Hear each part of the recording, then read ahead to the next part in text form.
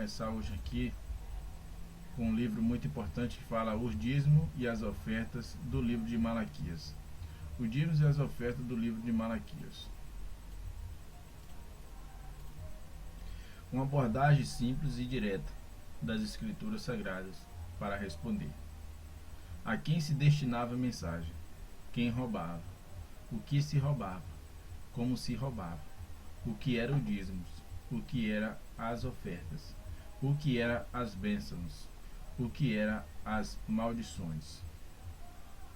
Se vocês quiserem depois esse texto aí, esse ensino sobre os dízimos e as ofertas do livro de Malaquias, vocês podem procurar aí abaixo da inscrição aí no vídeo o meu e-mail, conversar comigo que eu mando esse estudo para que vocês assim venham analisar. Aqui está falando da introdução, né? Não vamos falar da introdução da publicação, né? Não vamos começar a falar disso agora, né? Depois que vocês dão uma analisada lá. Mas eu vou começar aqui, ó. Começar daqui. Esse vídeo vai ser um vídeo pequeno, um vídeo de 10 minutos, porque fica muito grande para colocar no YouTube. Nem todo mundo tem paciência para parar para ler, né?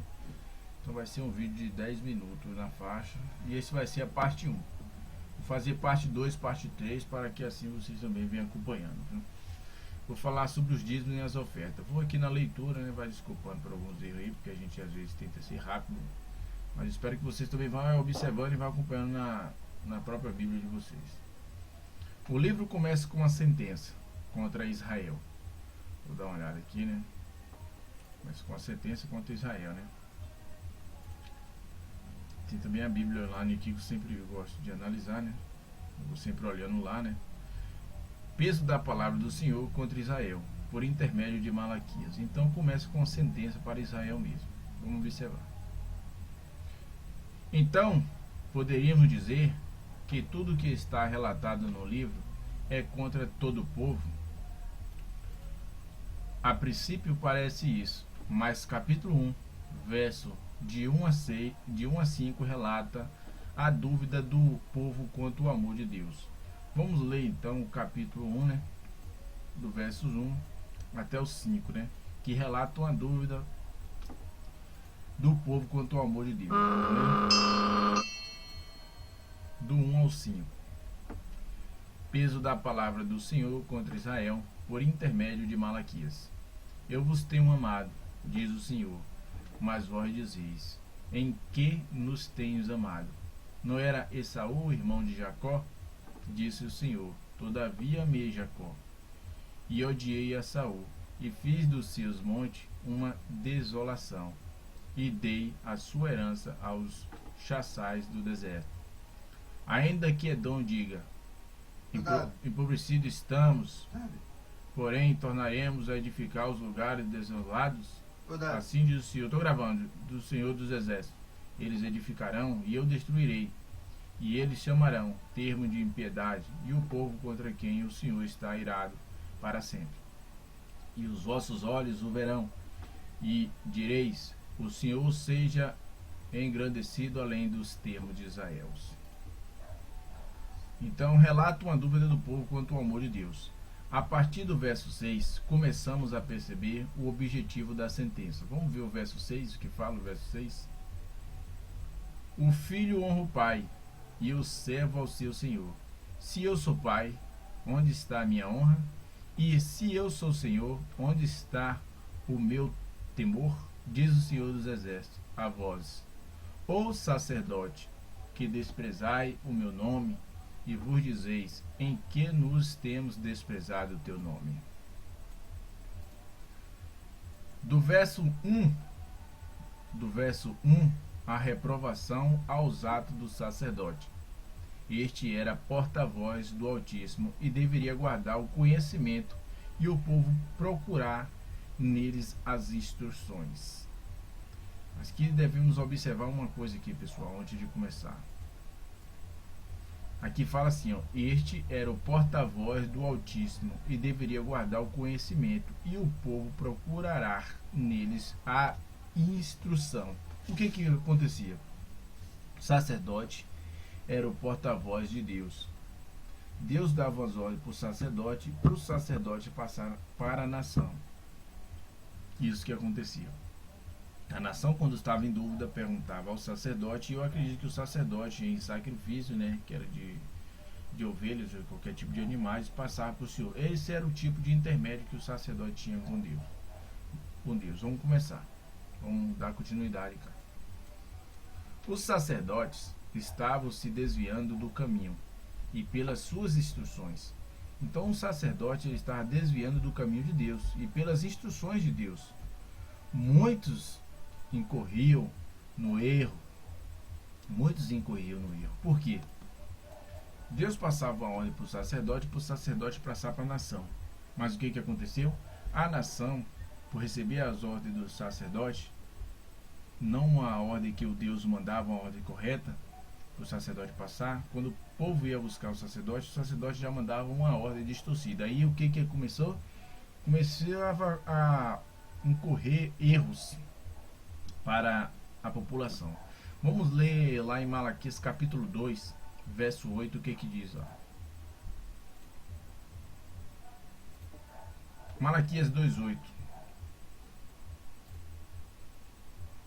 diz assim: mas vós vos desviaste do caminho, a muitos fizestes tropeçar na lei, corrompeste a aliança de Levi, diz o Senhor dos Exércitos. Estes foram responsabilizados pelos tropeços de muitos. Então deduzimos que muitos que tropeçavam era quase a totalidade do povo, pois Deus não aponta quem no meio do povo estava livre de algum erro. Porém, é bom lembrar que muitos nunca quer dizer todos. Vamos lá. A introdução do livro fala em sentença, todos nós sabemos disso, e discorre em seguida contra os erros declarados dos sacerdotes, que lemos lá no capítulo Malaquias 1, versos 6 ao 14, que discorre em seguida contra os erros declarados do sacerdote. Vamos ler o verso 14 para a gente ter mais um pouquinho de entendimento. Vamos ler o 14 que fala: pois seja maldito o enganador que, tendo macho no seu rebanho, promete oferecer ao Senhor o que tem mácula, porque eu sou o grande rei, diz o Senhor dos Exércitos. O meu nome é temível entre os gentios. E o que quer dizer isso aqui? Pois seja maldito o enganador que enganava o sacerdote, que, tendo macho no seu rebanho, o que acontecia? O sacerdote tinha macho no seu rebanho e eles prometiam oferecer ao Senhor o que tem mácula. O que quer dizer macho? Eu acredito que essa tradução de macho poderia ser defeituoso, porque aqui fala assim, depois da vírgula, ó, promete oferecer ao Senhor o que tem mácula, né? O que está todo defeituoso, né? Porque eu sou grande rei. Aqui ele afirma depois, ó, porque eu sou grande rei, diz o Senhor dos Exércitos. O meu nome é temível entre os gentios. Então o que aconteceu? Esse sacerdote, além de oferecer animais ruins, porque dentro das suas crias tinha animais bons para fazer a oferta para o Senhor, eles faziam o que? Davam um animal com mácula, um animal que seja doente, né? Um animal que seja defeituoso. Vamos continuar a leitura. Mas iremos começar de fato a estudar o livro através da questão localizada no verso mais utilizado pelos pregadores modernos para confirmar a obrigação de devolver 10% dos ganhos dos fiéis, no capítulo 3, do verso 8. Vamos analisar aí rapidez, né? Porque o vídeo tem que ser pequeno, né? Fazer um vídeo pequeno, vou fazer por parte, para que assim os irmãos vão entendendo, né? Que é leitura, né? Leitura sempre nos deixa cansado, né? Vamos lá ver, né, o que os pregadores, né, modernos confirmam sobre o devolver, né, os 10%, né? Devolver os 10% dos ganhos dos fiéis. No capítulo 3, né, de Malaquias 3:8. Fala aqui, ó. Roubará o homem a Deus, todavia, vos me roubais, e dizeis, em que te roubamos, no dízimo e nas ofertas. Vamos analisar isso com mais coerência. O princípio, responderemos à pergunta 1 e 2. A quem se destinava a mensagem e quem roubava. O verso 8 afirma quem roubava na frase vós me roubais. E o que roubavam na frase nos dízimos e nas ofertas. E como não temos os nomes ou termos que identificam diretamente aqueles que roubavam, vamos analisar pelas ações. A gente já sabe que era o sacerdote, né? Mas vamos estudar aqui, vamos além. Pois afirma que havia quem roubava e quem roubavam em Malaquias 3:9. Parece dizer quem é o culpado. Malaquias 3:9 fala mesmo assim, ó. Com maldição sois amaldiçoados, porque a mim me roubais. Aqui é Deus falando, com maldição sois amaldiçoados, porque a mim me roubais. Vós, a nação toda, vós sacerdote e a nação toda. Devemos não nos esquecer do que já falamos anteriormente, que os sacerdotes eram os porta-voz do Altíssimo e o povo deveria buscar instruções com eles e eles deveriam guardar o conhecimento. Deus dava uma ordem para o sacerdote, onde o sacerdote passaria esse conhecimento para o povo. Vamos ler aqui. Mas os sacerdotes fizeram a muitos tropeçar, tornando-os culpados. Será que no dia de hoje existe homens que se dizem pastor fazer muitas pessoas tropeçar por passar a mensagem errada? Eu acredito que sim. Vamos dar uma parada, vamos ler até Malaquias 1:10, né? Vou dar uma parada aqui para continuar o segundo vídeo. Porém, em Malaquias 1:10, que está aqui, Deus desejou que houvesse entre os sacerdotes quem fechasse as portas para que não acendessem em vão o fogo para queimar a oferta.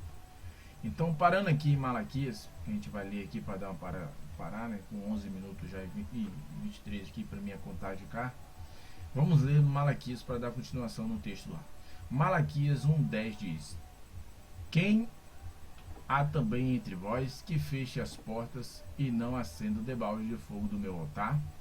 Quem dentre vocês, sacerdote, que fecha portas e não acenda debalde do fogo do meu altar? O que acontecia? O sacerdote pegava as ovelhinhas, colocava no altar e fazia o fogo para queimar, para fazer tipo uma simbologia, uma cerimônia para o Senhor. Aí ele falou assim, ó: quem há entre vós aí de vocês, né, que fecha as portas e não acenda o debalde de fogo do meu altar? Aí ele ainda continua falando, Deus, ó, eu não tenho prazer em vós. O próprio Deus falou, eu não tenho prazer em vocês, sacerdote. Diz o Senhor dos Exércitos aqui, ó: nem aceitarei da vossa mão oblação. O que aconteceu? Esse povo, esse sacerdote, isso aqui é de uma versão de uma Bíblia, né, ARC, esse povo não tinha mais autoridade de fechar as portas, né, e não acender debalde de fogo no altar do Senhor, de queimar ali, porque aquele povo já tinha transgredido, né, a lei, já tinha não obedecido mais a voz do povo, a voz de Deus, o sacerdote, né? Então aqui em Malaquias 1:10, Deus joga muito forte, dá uma cajadada neles, né? Então, irmão, vou continuar depois, eu volto mais tarde em outro vídeo, espero que vocês estejam acompanhando. Vou deixar aí embaixo meu e-mail para que vocês entrem em contato comigo, que eu vou mandar esse estudo para vocês analisar mais em casa. Mas eu vou continuar. Além desse que tem mais, né, para me especificar para vocês. Um grande abraço, fica aí na paz aí do Salvador.